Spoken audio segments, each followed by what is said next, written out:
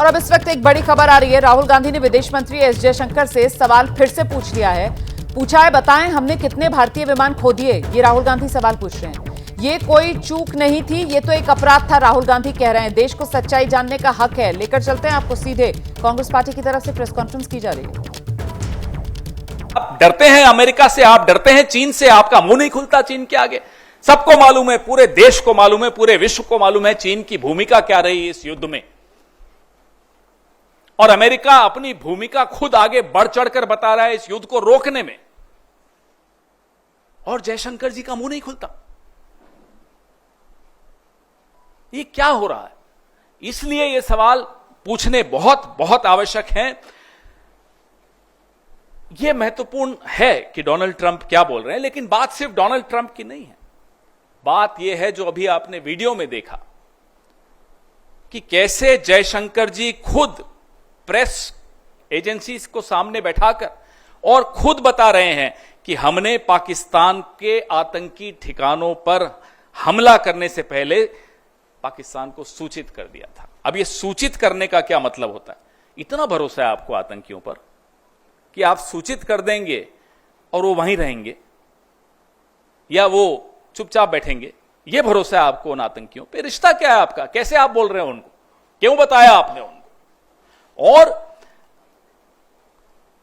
इसको आप क्या कूटनीति कहेंगे? ये डिप्लोमेट रहे हुए हैं। आज जो देश के विदेश मंत्री हैं ये एक राजदूत रहे हुए हैं, आईएफएस ऑफिसर रहे हुए हैं। क्या इसको कूटनीति कहते हैं? माफ कीजिएगा, हमारी देहाती भाषा में इसको मुखबिरी कहते हैं, इसको कूटनीति नहीं कहते। ये मुखबिरी है, ये अपराध है, ये गद्दारी है। और उसके बाद लीपापोती पूरी कि मैंने ऐसा नहीं। अरे आपने तो खैर लीपापोती भी नहीं कि आपके विभाग से एक चिट्ठी आ गई कि ये ऐसा नहीं कहा।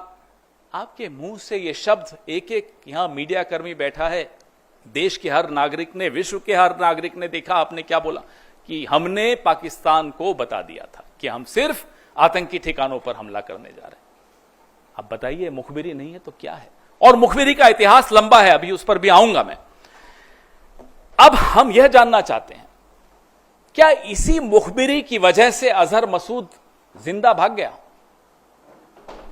क्या इसी मुखबिरी की वजह से हाफिज सईद भाग गया? यह हुआ क्या?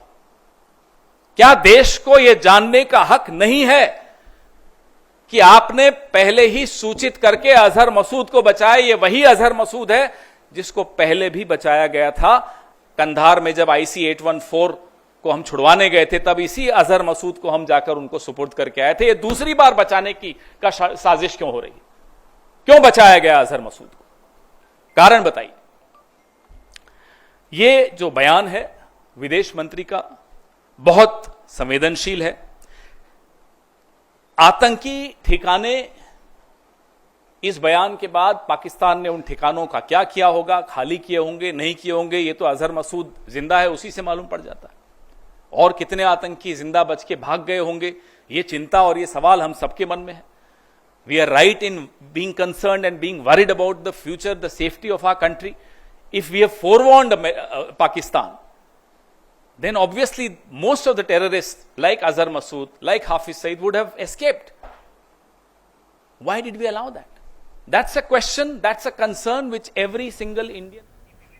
तो कांग्रेस की तरफ से प्रेस कॉन्फ्रेंस की जा रही है और कांग्रेस फिर से वो सवाल दोहरा रही है। राहुल गांधी की तरफ से फिर से सवाल पूछा गया है कि विदेश मंत्री ने जो बयान दिया, आखिरकार पाकिस्तान को हमलों को लेकर पहले ही सूचना क्यों दी गई? ये चूक नहीं, ये सीधे सीधे अपराध है और देश को सच जानने का अधिकार है। इसी सवाल के साथ कांग्रेस पार्टी की तरफ से प्रेस कॉन्फ्रेंस की जा रही है। और अब आपको विदेश मंत्री एस जयशंकर का वो बयान सुनवा देते हैं जिसको लेकर राहुल गांधी सवाल उठा रहे हैं और कांग्रेस पार्टी आक्रामक है। At the start of the operation, we had sent a message to Pakistan saying we are striking at terrorist infrastructure. We are not striking at the military. So the military has an option of standing out and not interfering in this process. They chose not to take that good advice.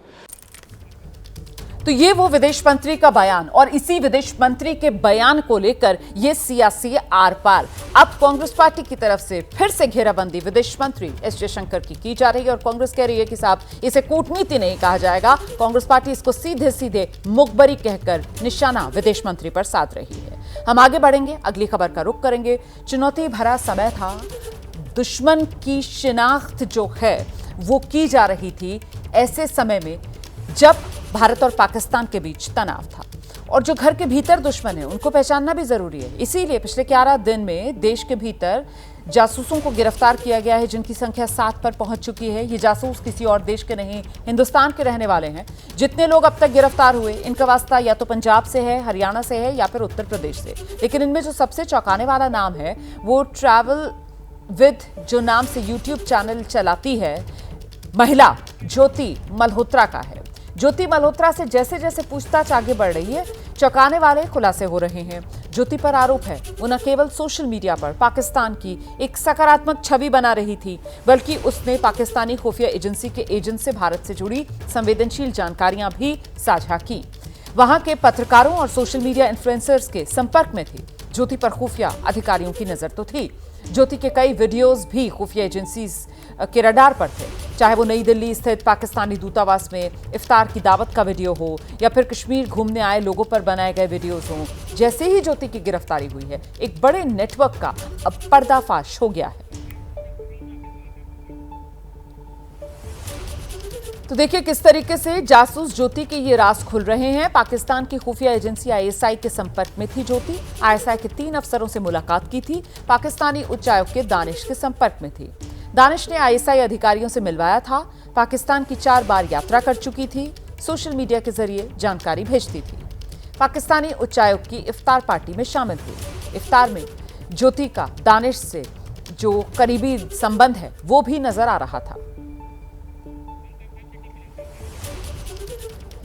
जासूसी के आरोप में गिरफ्तार ज्योति मल्होत्रा को लेकर अब बड़ी खबर।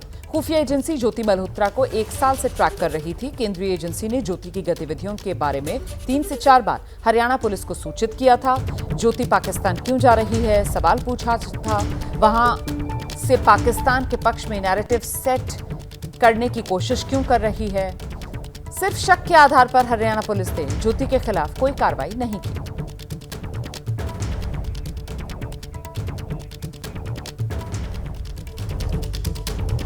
हम सीधे आपको लेकर चलेंगे। हमारे साथ हमारे सहयोगी जगविंदर पटियाल इस वक्त मौजूद हैं, और जरा जगविंदर पटियाल से समझते हैं ज्योति गद्दार ये क्या है, पूरी की पूरी दास्तान विस्तार से जरा दर्शकों को बताइए जगविंदर। देखिए रोमाना, सबसे पहले जो सिख जत्था पाकिस्तान दर्शनों के लिए जाता है उसको जो वीज़ा मैनेज करने वाला हरियाणा का एक शख्स था, पाकिस्तान एम्बेसी ने उससे ये कहा कि आप एक ऐसा इन्फ्लुएंसर ढूंढिए, चाहे वो लड़का हो या लड़की हो, जो पाकिस्तान के नैरेटिव को सेट करने में मदद करे कि कैसे हम श्रद्धालुओं को वहाँ पर फैसिलिटेट करते हैं। ज्योति को वो कुरुक्षेत्र का शख्स जो है वो दानिश के पास लेकर आया, पाकिस्तान एम्बेसी में उसको मिलवाया गया, और फिर 2 बार जत्थे के साथ ज्योति को पाकिस्तान भेजा गया। यहाँ तक तो ये कहानी है जो एक ऑफिशियल काम हो रहा था। इसके बाद दानिश ने उसे 2 लोगों का पाकिस्तान में पता बताया जो कि आईएसआई के लिए काम करते हैं, लेकिन जो जत्थे वहां पर धार्मिक दर्शनों के लिए जाते हैं उन जत्थे को फैसिलिटेट करने का काम भी उनको सौंपा गया है। हालांकि वो आईएसआई के आदमी हैं, लेकिन उनको इसलिए डाला गया है जत्थों को मैनेज करने के लिए ताकि वो जत्थों के अंदर ऐसे सॉफ्ट टारगेट्स को चुने जो भारत में उनके लिए इस्तेमाल हो सके। उनके संपर्क में आने के बाद ये नोमान उर्फ जट रंधावा, जिसका नाम इसने जट रंधावा के नाम से अपने मोबाइल में ऐड किया हुआ था, उससे ये पता चला कि ये लगातार उसके संपर्क में थी और वही इसके पूरे दौरे को वहां फैसिलिटेट करता था। अब एक बड़ा खुलासा क्या हुआ है, और वो खुलासा हुआ है ज्योति के अपने ही मोबाइल फोन के व्हाट्सएप चैट से। जब ये बाली गई थी वहां पर और वहां अपने यूट्यूब चैनल के लिए वहां पर जो वहां से रिकॉर्डिंग करके लाई, वहां पर नोमान उर्फ जट रंधावा जो कि आईएसआई का आदमी है, पाकिस्तान से बाली गया था।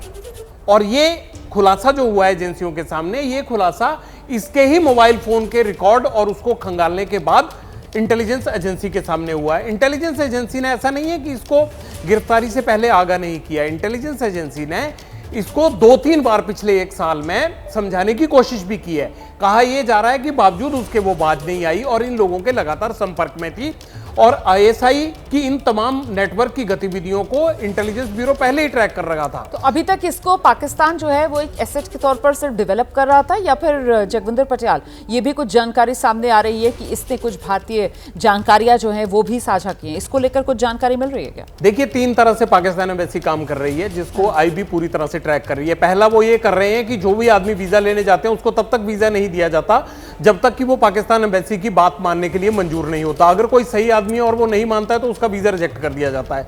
लेकिन अगर वो ये देख लेते हैं कि इसकी मजबूरी है, ये इन्फ्लुएंसर है, उसको कहते हैं कि अगर तू पाकिस्तान के बारे में दिखाएगा तेरे व्यूज बढ़ जाएंगे, तुझे इनकम ज्यादा होने लगेगी और वहां के कल्चर को हम किसी को एक्सेस नहीं देते, तुझे दे रहे हैं, इस तरह के प्रलोभन देते हैं। जब प्रलोभन के बाद वो फंस जाता है तो सिम कार्ड मंगवाए जाते हैं। 3 तरह की ट्रैकिंग करा रही है ये। सिम कार्ड मंगवाते हैं, ओटीपी मंगवाने लग जाएंगे, फिर आदमी को ये कहेंगे कि आप हमें जानकारियां दो, वरना ये सब चीजें कि आपने हमें सिम ला के दिया ये पता लग जाएगा भारत को। दूसरा क्या करते हैं कि वीजा के लिए एक तरह से मिडिल मैन प्रथा इन्होंने चला रखी है। वीजा तब तक नहीं देते हैं जब तक कि कोई एक आदमी इनके कहे मुताबिक चलने के बाद इनका मिडिल मैन नहीं बन जाता। जो नूह का आदमी पकड़ा गया है कल, या मलेरकोटला में पकड़े गए हैं, वो इन्होंने जो है वो अपने एजेंट बना रखे थे एक तरह से।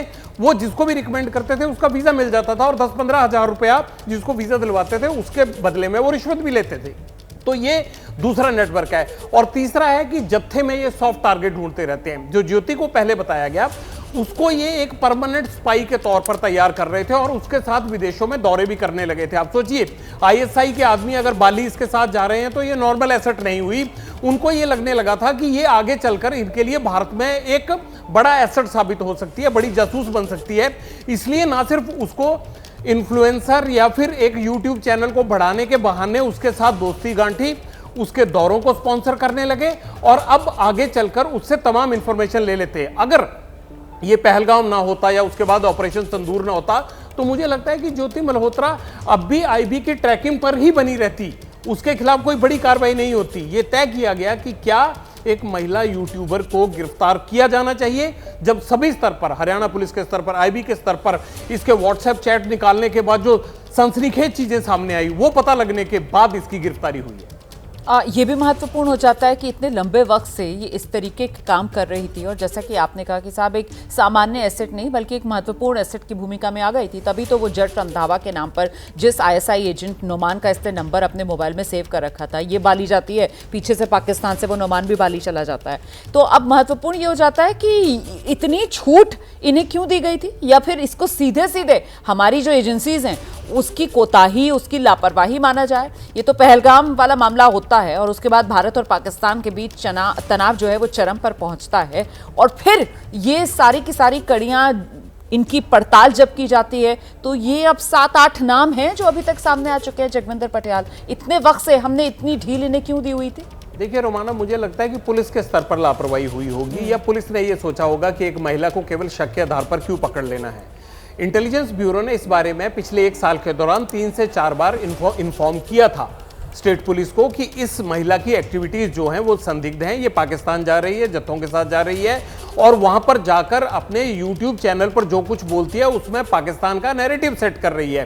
तो इसकी गतिविधियों को देखते हुए इसको समझाया जाए, इसके खिलाफ कार्रवाई की जाए और अगर ये नहीं मानती है तो ये देखा जाए कि ये किन किन लोगों के टच में है, इससे पूछताछ जरूरी है। मुझे ये लगता है आपने गिरफ्तार नहीं भी करना था तो कम से कम पुलिस को इसको बुलाकर पूछताछ जरूर करनी चाहिए थी। इसका मोबाइल रिकॉर्ड जो है वो चेक जरूर करना चाहिए था या इसके मोबाइल को जो है वो पैरेलल जो है किसी लाइन पर ले लेते ताकि इसकी ये हरकतें पता लग जाती। लेकिन हरियाणा पुलिस ने ऐसा इसलिए नहीं किया क्योंकि नॉर्मली पुलिस को ये लगता है कि आईबी बहुत पहले अलर्ट कर देती है या एजेंसियां ज्यादा हल्ला मचा देती हैं। कई बार पॉलिटिकल बॉसेस उससे नाराज हो जाते हैं। जिस शख्स ने इसको मिलवाया था पाकिस्तान एम्बेसी में, जो सिख जत्थों के वीजा को मैनेज करने का काम करता है, उसको पूछताछ के बाद छोड़ दिया गया क्योंकि उसने कहा कि मैंने तो मिलवाया था, इससे ज्यादा मैंने थोड़ा कहा था कि आप जाकर वहां आईएसआई के लोगों के संपर्क में आ जाओ, उनके थ्रू अपने दौरे स्पॉन्सर करवाने लगो।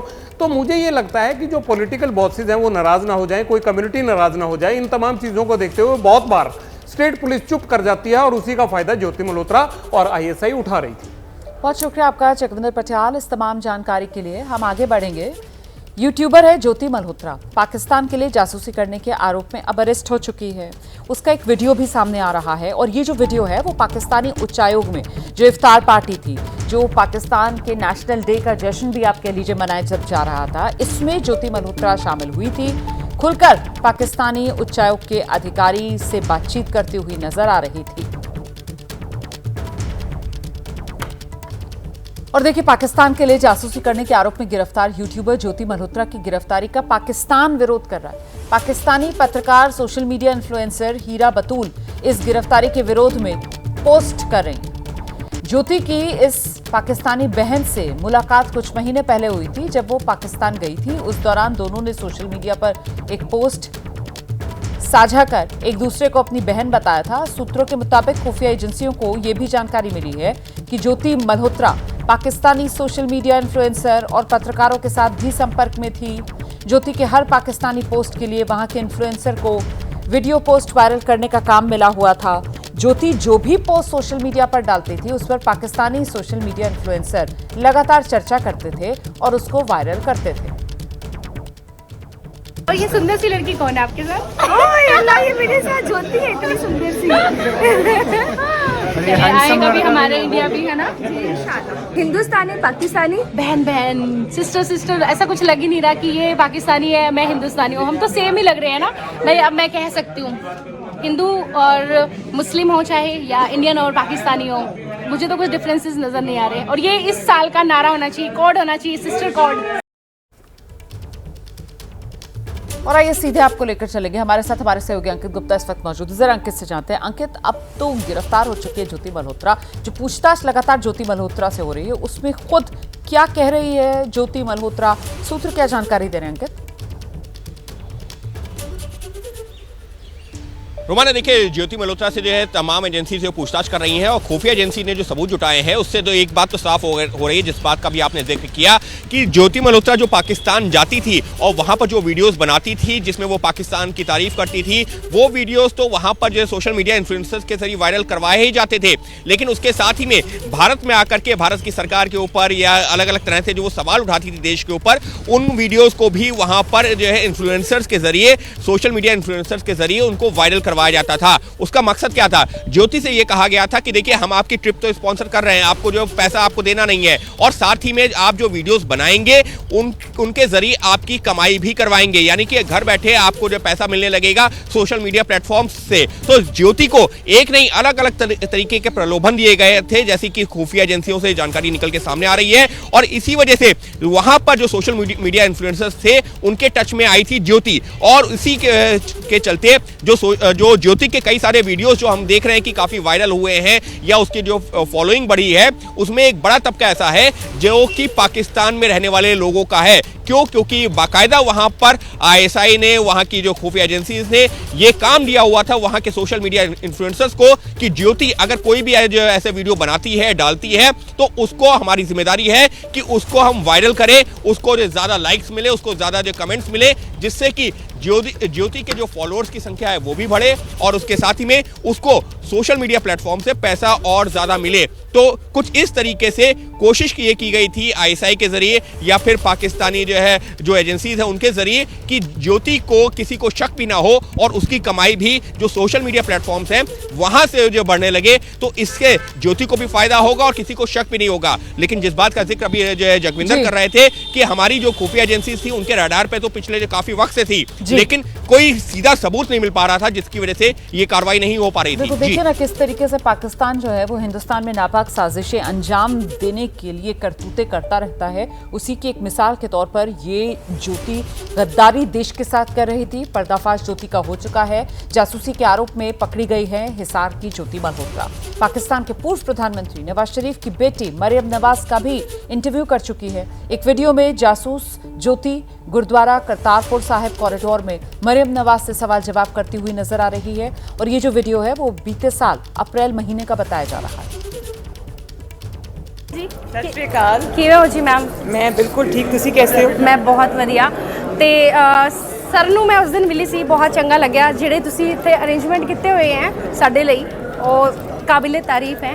ਤੇ ਤੁਸੀਂ ਕੁਝ ਕਹਿਣਾ ਚਾਹੋਗੇ ਹਿੰਦੁਸਤਾਨ ਦੀ ਆਵਾਮ ਨੂੰ? मैं ਤੇ ਤੁਹਾਨੂੰ ਸਭ ਨੂੰ ਜੀ ਆਇਆਂ ਨੂੰ ਕਹਿਣਾ ਚਾਹੁੰਦੀ ਹਾਂ ਤੁਹਾਨੂੰ ਵਿਸਾਖੀ ਦੀ ਬਹੁਤ-ਬਹੁਤ ਮੁਬਾਰਕਬਾਦ ਤੇ ਬੜਾ ਅੱਛਾ ਮੈਨੂੰ ਲੱਗਿਆ ਇੱਥੇ ਆ ਕੇ उधर हरियाणा के नूह में एक और जासूस गिरफ्तार हुआ है। 2 दिन के भीतर एक और जासूस की गिरफ्तारी। तो हरियाणा के नूह में एक और जासूस गिरफ्तार किया गया है। 2 दिन के भीतर ये दूसरा जासूस है जिसे गिरफ्तार किया गया है। तारिफ नाम इस आरोपी का सामने आ रहा है जिसे पुलिस ने गिरफ्तार किया है। बिहार के सासाराम में युवक की हत्या पर हंगामा हो गया। गुस्साए लोगों ने पुलिस पर पथराव कर दिया और पथराव में कई पुलिसकर्मियों के घायल होने की जानकारी मिल रही है। 8 से ज्यादा लोग हिरासत में लिए गए हैं। तो बिहार के सासाराम की ये हम वीडियो आपको दिखा रहे हैं जहां पर एक युवक की हत्या के बाद कानून व्यवस्था बिगड़ने का वहां पर जो पूरा मामला है वो स्थिति बनी। हालांकि बड़ी संख्या में फोर्स को तैनात किया गया है जो फ्लैग मार्च कर रही है। गुस्साए लोगों ने हालांकि पुलिस पर पथराव कर दिया। पथराव में कई पुलिसकर्मी घायल हुए हैं और इन सब के बीच शांति व्यवस्था बनाए रखने के लिए पुलिस की तरफ से कार्रवाई जारी है। 8 से ज्यादा लोग हिरासत में लिए गए हैं। तो ये 2 तस्वीर आपको हम दिखा रहे हैं बिहार के सासाराम की। एक युवक की हत्या हुई थी, उसके बाद लोग नाराज हो गए और देखते ही देखते ये जो इलाका है यहाँ पर तनाव फैल गया। हालांकि पुलिस अब शांति व्यवस्था कायम करने की कोशिश कर रही है और हंगामा कर रहे 8 लोगों को हिरासत में लिया गया है।